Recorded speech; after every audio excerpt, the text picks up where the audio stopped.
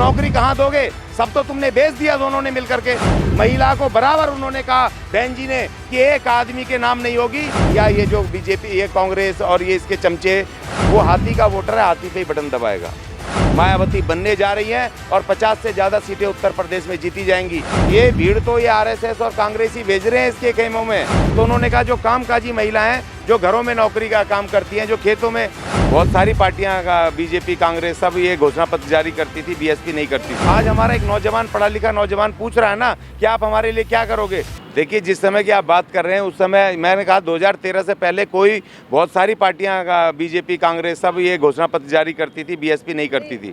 जिस तरीके से मीडिया का और इस तरह सोशल मीडिया और तमाम प्लेटफॉर्म आज हुए हैं, तो आज उसकी ज़रूरत है और समय अनुसार अपनी रणनीति बदलना बहुत ज़रूरी है जनता के हित में। आज हमारा एक नौजवान, पढ़ा लिखा नौजवान पूछ रहा है ना कि आप हमारे लिए क्या करोगे? तो उन्होंने बोला कि भाई हम तुम्हारे 10 लाख नौकरियां देंगे और 5 लाख महिलाओं को देंगे, 5 लाख युवाओं उनको आदमियों को देंगे और 5 लाख औरतों को देंगे। और उन्होंने कहा, महिलाएं पूछ रही हैं भाई हमारे लिए क्या करोगे? तो उन्होंने कहा जो कामकाजी महिलाएं जो घरों में नौकरी का काम करती हैं, जो खेतों में दिहाड़ी मजदूरी करती हैं, बिल्डिंगों में कंस्ट्रक्शन का काम करती हैं और फिर घर आ करके वो अपना खाना भी पकाती हैं, बर्तन भी धोते हैं, कपड़े भी धोते हैं। तो उन्होंने कहा, तेलंगाना के आरएस परवीन साहब ने कहा, बहुजन समाज पार्टी के, उन्होंने कहा कि हम आपको वॉशिंग मशीन देंगे जितनी वर्किंग महिला है, कि आपका कम से कम कपड़े धोने का काम तो हल्का हो। और देखिए दूसरी बात उन्होंने कहा, स्टूडेंट्स को, जो गरीब स्टूडेंट हैं, क्योंकि आज की तारीख में शिक्षा ऑनलाइन मोबाइल होता है और हमारे गरीब बच्चों के पास वो स्मार्टफोन ना होने की वजह से ऑनलाइन पढ़ नहीं पाते हैं घर पे।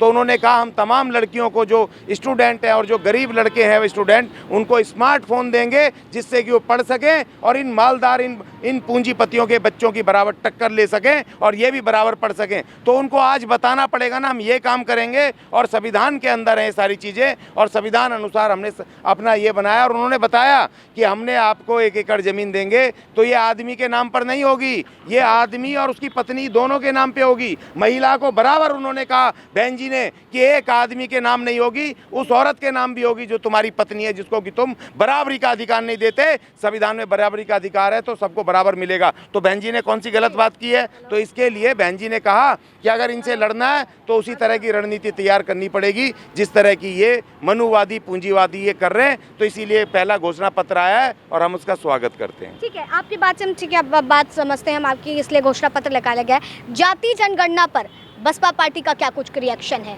जिस तरीके से बिहार में निकाला गया, कहा जा रहा है छत्तीसगढ़ में अगर कांग्रेस जीतती है तो वहां पर भी जाति जनगणना निकाला जाएगा। बसपा पार्टी इसको किस तरीके से देखती है? क्योंकि वो सबसे पहले बात कहती है कि वो जातिवाद पर नहीं खेलती है। हाँ, देखिए, जाति जनगणना पर ये होनी चाहिए थी। 1951 के बाद कांग्रेस ने जाति जनगणना खत्म कर दी।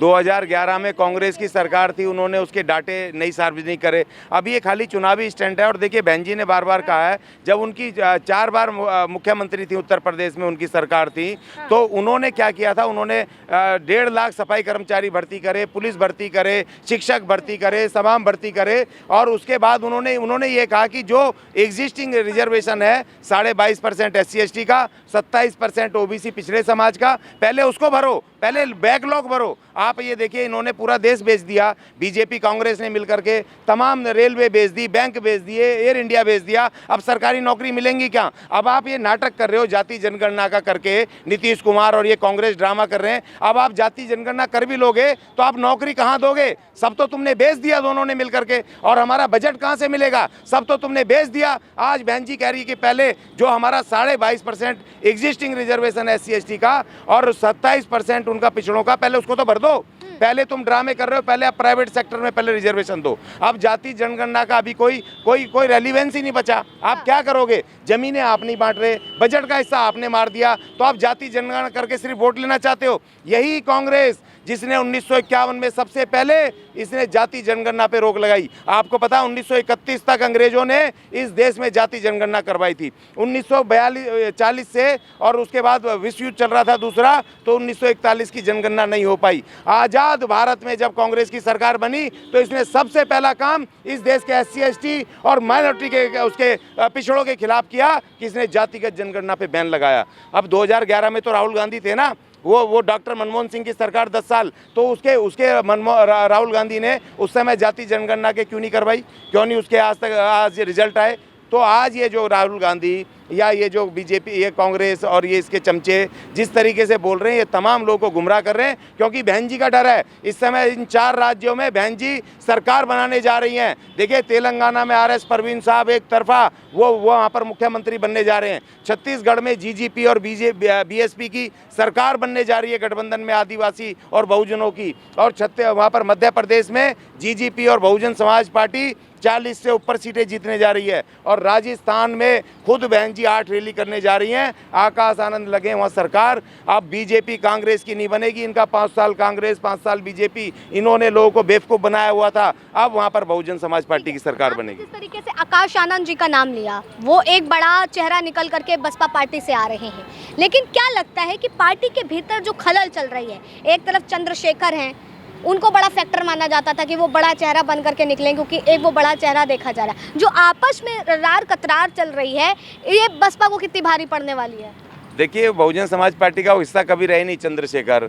उन्होंने डायरेक्ट अपनी एक राजनीतिक पार्टी बनाई।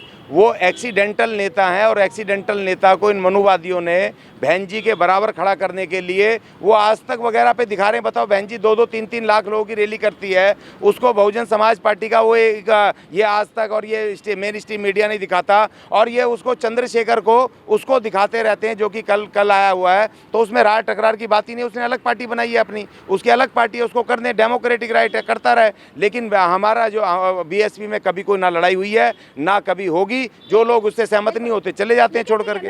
आपकी बात से जितनी सहमति रखती हूँ, लेकिन चंद्रशेखर के जितने समर्थक हैं वो ये बात कहते हैं कि जब तक चंद्रशेखर और मायावती जी मिलेंगी नहीं, तब तक वो 2024 में भी आ नहीं सकती हैं, जीत नहीं सकती। देखिए, पहली बात तो ये, चंद्रशेखर रावण को बहन जी ने ना तो कभी निकाला पार्टी से, ना मना किया।